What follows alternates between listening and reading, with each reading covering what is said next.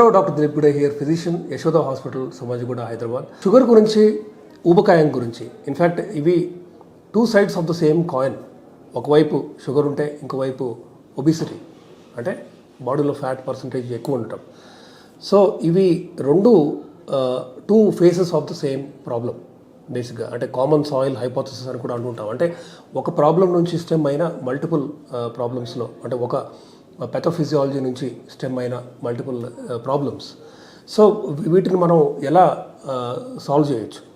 ఇప్పుడు ఇండియాలో ఉన్న డయాబెటిక్ పేషెంట్స్ స్టాటిస్టిక్స్ కనుక మీరు చూస్తే 9 out of 10 patients, diabetic patients ఊబకాయం ఉన్నవాళ్లే, అంటే ఓవర్ వెయిట్ కానీ ఒబీస్ కానీ ఉన్నవాళ్లే. ఇండియాలో ఓవర్ వెయిట్ కానీ ఒబీస్ కానీ, అంటే ఈ బిఎంఐ గైడ్లైన్ ప్రకారం మనం చూస్తే 23 to 25 అనేది ఓవర్ వెయిట్, 25 దాటితే ఒబిసిటీ. సో 23 కంటే తక్కువ మీరు మీ బాడీ మాస్ ఇండెక్స్ ఉండేలాగా చూసుకోవాలి. సో వెయిట్ కనుక మీరు తగ్గించగలిగితే, అంటే మీకు కనుక బాడీ వెయిట్ పెరిగి మీరు మెల్లగా HbA1c 5.7 ఉన్నది, ఇప్పుడు కొత్తగా 6.2, 6.5, 7 అలా అవుతుంది అనుకోండి. మనకు తెలిసిందే 6.5 దాటితే అది డయాబెటీస్ అని. కాబట్టి ఊబకాయం వల్ల వచ్చిన డయాబెటీస్ని మనం ఖచ్చితంగా ఇప్పుడున్న మందులతో రివర్స్ కూడా చేయొచ్చు. అఫ్కోర్స్ రివర్స్ అనే పదం వాడకూడదు. రిమిషన్ ఆఫ్ డయాబెటీస్ అనేది ఊబకాయం వల్ల వచ్చిన డయాబెటీస్ పేషెంట్స్లో సాధ్యమే. దీనికి రకరకాల మందులు అందుబాటులో ఉన్నాయి. ఇన్ఫ్యాక్ట్ జస్ట్ 2 months బ్యాక్ మనకు ఒక మిరాకిల్ డ్రగ్ లాంటిది ఇండియాలో అందుబాటులోకి వచ్చింది. మందు పేరు టిర్జపటైడ్, ట్రేడ్ నేమ్ మోంజారో. ఈ మందు వన్స్ ఇన్ ఎ వీక్ మనం వాడాలి. 2.5 mg నుంచి స్టార్ట్ చేస్తాము, వారానికి ఒకటి చొప్పున ఒక ఇంజెక్షన్, ఒక వైల్ నుంచి మనం తీసుకొని 2.5 mg once in a week తీసుకుంటూ, అలా 4 తీసుకున్న తర్వాత 2.5ని 5 mg చేస్తాము. అలా once in a week 5 mg వాడిన తర్వాత 4 times ఎస్కలేట్ చేయాలి. 7.5, 10, 12.5, 15 ఇలా 15 mg per week వాడితే అమెరికా కానీ యూరోప్ కానీ ఇట్లా వరల్డ్లో ఇన్ఫ్యాక్ట్ ఇది ఒక హిస్టారికల్గా మంచి రిజల్ట్స్ చూపించిన మందు. అండ్ చాలా మందిలో డయాబెటీస్ రిమిషన్ అనేది సాధ్యం చేసిన మందుల్లో ఇదొకటి, ముఖ్యంగా టిర్జపటైడ్.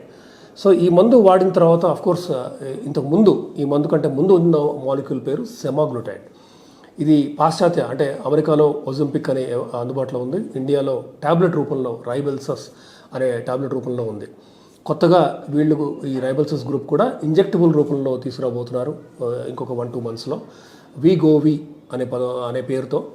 సో ఈ వీగోవి అవ్వచ్చు, మోంజారో అవ్వచ్చు, ఈ మందులతో మనకి గ్రాస్గా అంటే ఒక 20% వరకు బాడీ వెయిట్ తగ్గించగలం.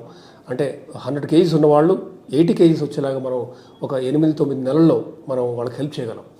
సో ఈ 20 kg బర్డెన్ మనం తగ్గించగలిగితే ఖచ్చితంగా చాలామంది వీళ్ళలో, అంటే ఒక 70-80% మంది అంతకుముందు డయాబెటీస్ ఉన్నవాళ్ళు ఇప్పుడు నాన్ డయాబెటిక్ అయిపోతున్నారు. అంటే షుగర్ని మనం కంప్లీట్గా రిమిషన్లోకి తీసుకురాగలిగే ఛాన్స్ ఉంది.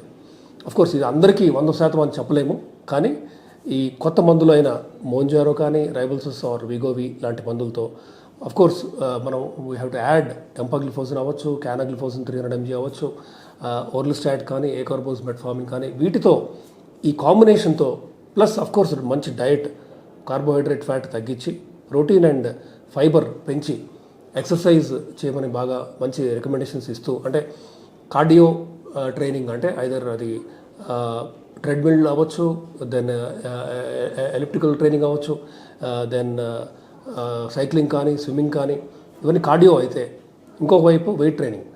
సో వెయిట్స్ అంటే కూర్చొని వెయిట్స్ లిఫ్ట్ చేయడం అవ్వచ్చు.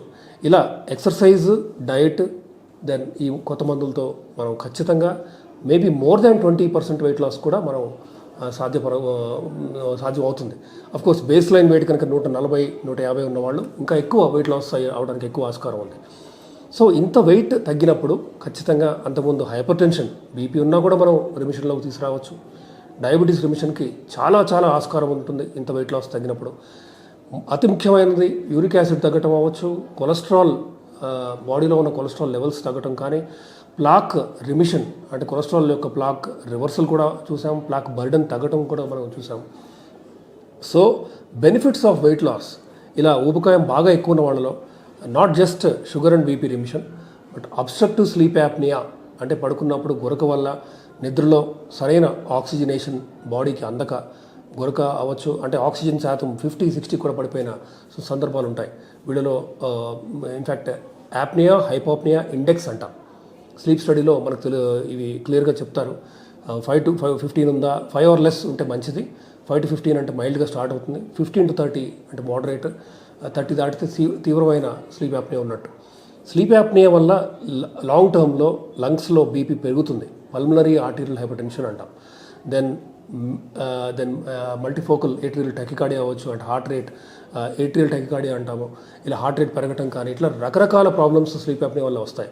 అఫ్కోర్స్ మనకు తెలిసిందే ఊబకాయం వల్ల నీ రీప్లేస్మెంట్ అవసరం, అంటే ఆస్టియోఆర్థరైటిస్ తీవ్రమయ్యి నీ రీప్లేస్మెంట్ చేయాల్సిన అవసరం. కానీ ఇలా రకరకాల మేజర్ ప్రాబ్లమ్స్కి ఊబకాయం మనం తగ్గటానికి కనుక హెల్ప్ చేస్తే ఈ చాలా ప్రాబ్లమ్స్ మనం రిమిషన్ దిశగా నడిపించవచ్చు.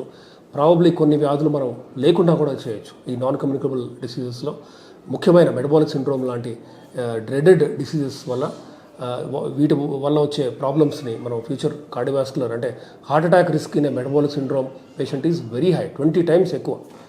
కాబట్టి ఈ 4 సిండ్రోమ్స్, 4 పిల్లర్స్ అయిన బీపీ, షుగర్, కొలెస్ట్రాల్ అండ్ పొట్ట చుట్టూ ఉన్న ఫ్యాట్, బేస్ సర్కంఫరెన్స్ ఎక్కువ ఉంటాం, ఇవన్నీ మెటబాలిక్ సిండ్రోమ్ యొక్క 4 పిల్లర్లు. వీటిని మనం ట్యాకిల్ చేస్తే ఫ్యూచర్లో వచ్చే హార్ట్ డిసీజ్ రిస్క్ మనం ఖచ్చితంగా సిగ్నిఫికెంట్గా తగ్గించగలం. కాబట్టి వీటి గురించి మీరు, you are welcome to come and ask and discuss with us. Thank you.